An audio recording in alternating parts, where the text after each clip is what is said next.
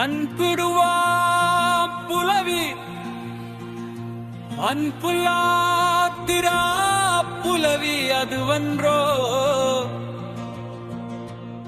உள்ளுவார்க்கு உள்ளம் சுடும்.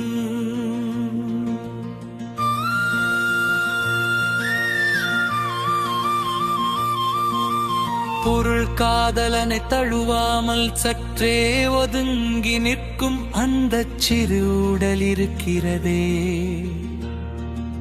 அதுதான் பிரிந்திருக்கும் காலத்தில்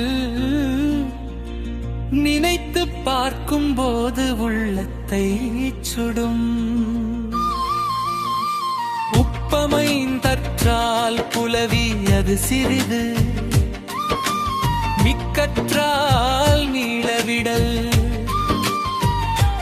பொருள் உணவில் சுவைக்கு ஏற்ப உப்பு இருப்பது போல, காதலில் அளவுடன் கூடிய ஊடல் இன்பம் தரும். ஆனால் அந்த உப்பை ஊடலை அதிகமாக்கினால் சுவை கெட்டு போய்விடும்.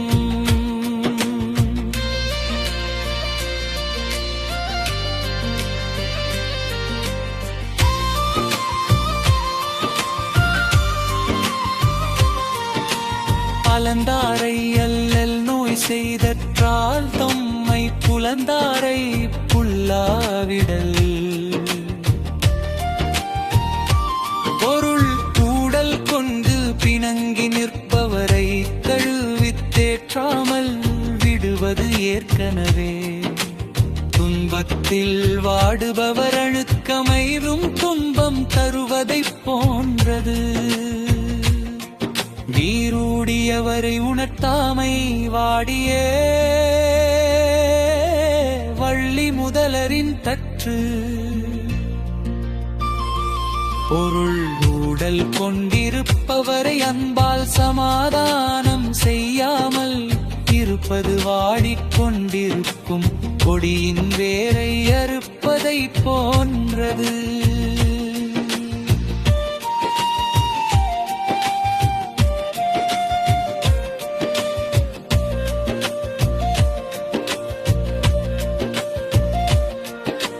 நலத்தகை நல்லவர்க்கு ஏறாங்கும் பந்தம் புலத்தகை புகழார் மனத்து.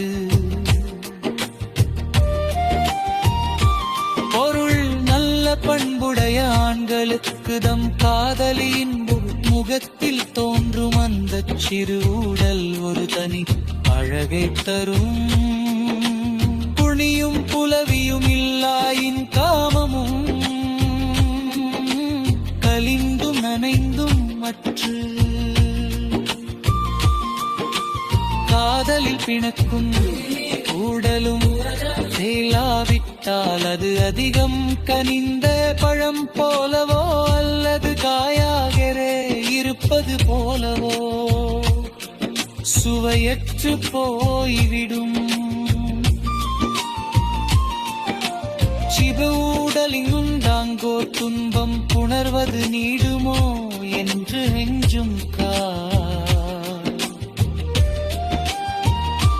பொருள் ஊடல் கொள்ளும் போது ஒரு துன்பம் உண்டாகும். அது இந்த ஊடல் நீண்டு நம்மை பிரித்து விடுமோ என்று அஞ்சும் அச்சத்தால் வருவதாகும். அத்து நோதல் எவன் மற்ற நுந்தாரை அன்புடின்றி நோவது அறிவாரில். துன்பப்படுபவரின் நிலையை அறிந்து அன்பு செய்யாதவரை நோக்கி நாம் வருந்துவதா என்ன பயன்? நம் ஊடலை அவர் உணரவில்லையே.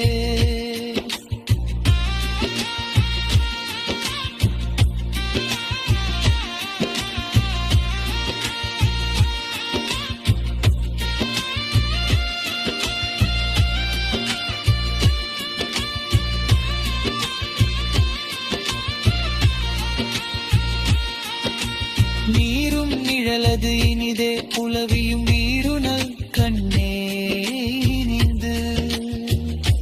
பொருள் வெயிலில் நடப்பவருக்கு நீரும் நிழலும் எவ்வளவு இனிமையோ, அதுபோல உண்மையான அன்பு கொண்டவர்களிடம் கொள்ளும் மூடலும் இனிமையானது. கூடல் என ஒன்று இல்லையாயின் காமம் கூடல் என ஒன்று.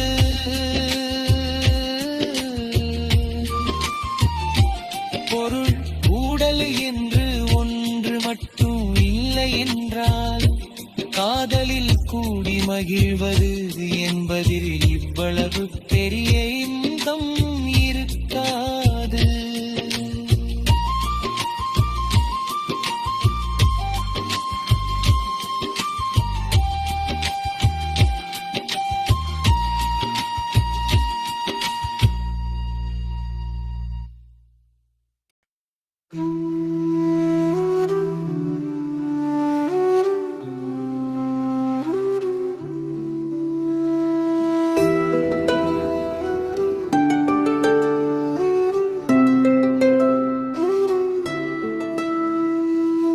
இளத்தின்வான் புலவி அன்புல்லாற்றால புலவி அதுவன்றோ உள்ளுவார்க்கு உள்ளம் சுடும்.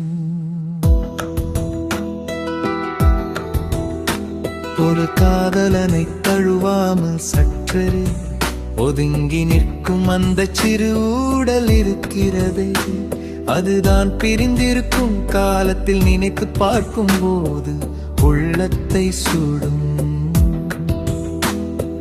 ஒப்பமையின் கற்றால் புலவி அது சிறிது, மிக்கற்றால் நீளவிடல்.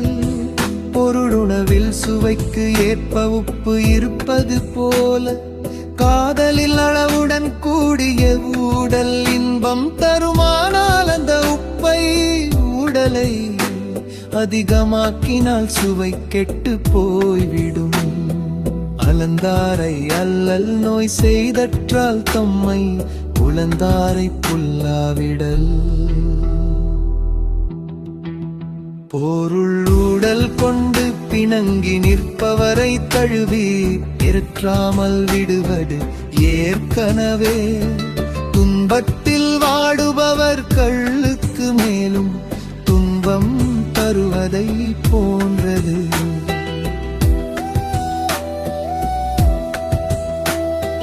கூடியவரை குணத்தாமை வாடிய வள்ளி முதலரின் ஒத்தற்று. பொருள் ஊடல் கொண்டிருப்பவரை அன்பால் சமாதானம் செய்யாமல் இருப்பது வாடிக்கொண்டிருக்கும் கொடியின் வேரல் அறுப்பதை போன்றது.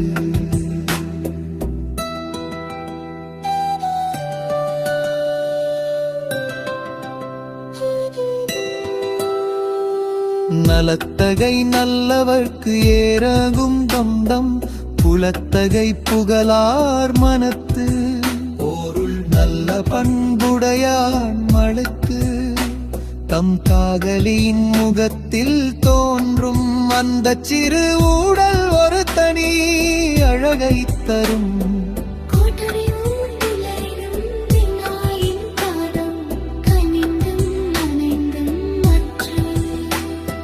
காதலில் பிணக்குண்டு ஊடலும் புலவில்லாவிட்டாதும் கனிகும் கனிந்த பழம் போரவோ அல்லது காயாகவே இருப்பது போலவோ சுவையற்று போயிடும். எவு ஊடலின் உண்டாங்கோர் துன்பம் புடர்வது நீடுமோ என்று அஞ்சும் கால். ஊடல் கொள்ளம் பிரம்மது ஒரு துன்பம் உண்டாகும், அது இந்த ஊரில் நின்று நம்மை பிரித்து விடுமோ என்று அஞ்சும் அச்சத்தால் வருவதாகும்.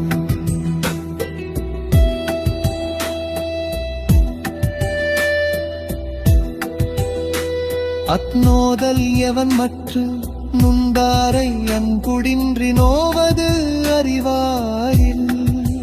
பொருள் துன்பப்படுபவரின் லேயை அறிந்து அன்பு செய்யாதவரை நோக்கி நாம் வருந்துவதால் என்ன பயன்?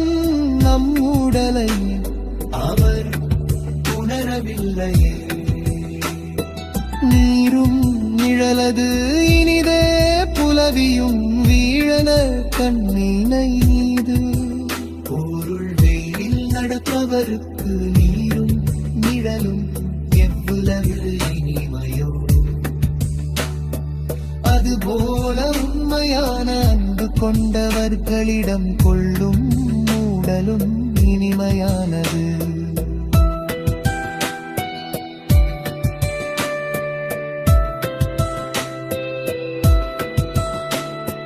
கூடல் என ஒன்றும் இல்லையாயின் காமம் கூடல் என ஒன்று.